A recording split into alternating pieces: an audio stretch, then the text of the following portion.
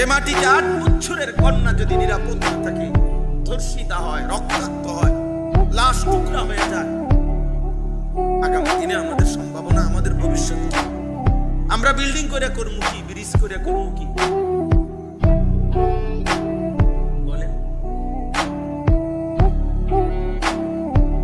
বলেন।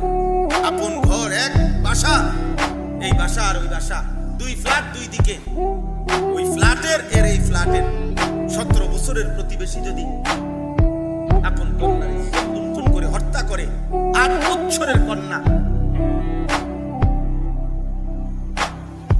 এই জন্য আজ সময়ের দাবি, বেটা ছেলেরা, মুসলমানের নওজোয়ান, তোমরা দাবি করা উচিত আজকে। এটা সরকারি দল বিরোধী দলের বিষয় না, এটা বিএনপি জামাত ইসলামের বিষয় না, এটা এই মাটির 18 কোটি মানুষের দাবি হওয়া উচিত।